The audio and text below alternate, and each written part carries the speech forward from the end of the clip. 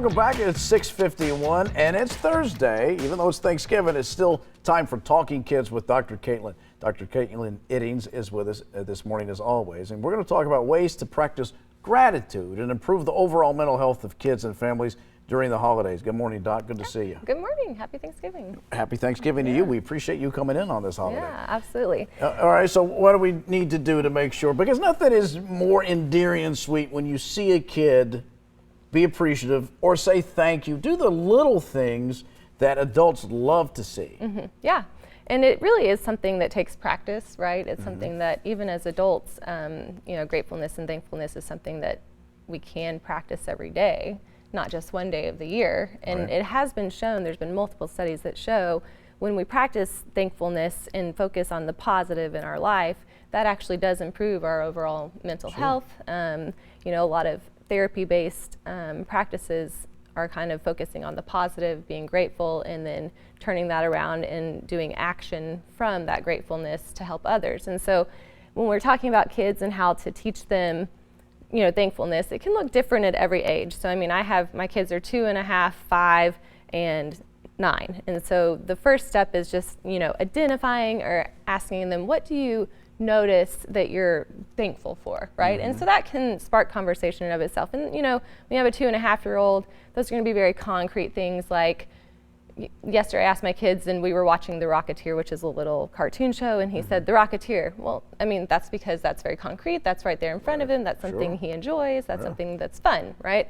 And then as you get more school age, they tend to focus more on things that are still concrete, but a little more emotional. So they'll usually say stuff like my family, my mom, my dad, my dog. And then as you get kind of even older, into kind of high school age, usually that should be kind of morphing more into those more emotional, spiritual things. So some people will say, God or Jesus or my church or love or, kindness that other people show to me. At that age, they should be thinking about it. Yeah, yeah. And so that's the first thing, is to notice or identify those things. And then the second thing is to have them kind of think about, where do those things come from? So like, oh, well, turkey. Yeah, that 2-year-old might say turkey. Oh, well, it comes from my mom and dad. They bring me turkey. Right. Oh, so I can be thankful for my mom and dad because they bring me turkey, right? And then after the kind of thinking about it, kind of going into the, well, what do we then do about that? Is there anything, this makes you feel good that your mom and dad provide you turkey? Is there anything that you want to do to show your appreciation for that to your parents? And sometimes that's just a simple teaching a 2.5-year-old to say thank you, right? Yeah. Thank you for bringing me turkey. I would imagine when you mention those studies and talk about having that positive attitude as the cup is half full as opposed to half empty, that if a kid is trained in that methodology, that when they're faced with adversity, they're always going to be on the positive, and that would handle that situation a lot better than someone who goes, Right. And I'm trying to do this to Dylan every day because he's always, cup half empty. Yeah. But so it is, like I said, it's something that has to be practiced. It's not something that, you can just pull out once a year. And we were talking about this before at the Thanksgiving table. My dad will always be like, everyone go around and say one thing you're thankful for. And that becomes sort of this okay, my family, can we just do this so we can move on and eat the turkey? But if you really are practicing it, daily or weekly and having time set aside specifically to sit down with your children and say, what are we thankful for today?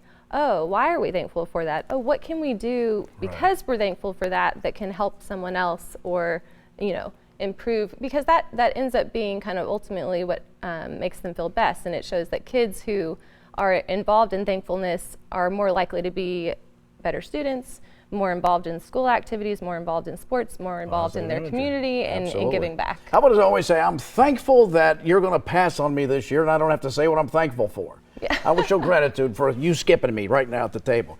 Caitlynn, good to see you as always. Happy Thanksgiving. Happy Thanksgiving to you. A final look at our forecast coming up next. Stay with us. Good Morning Kentucky back in just a moment.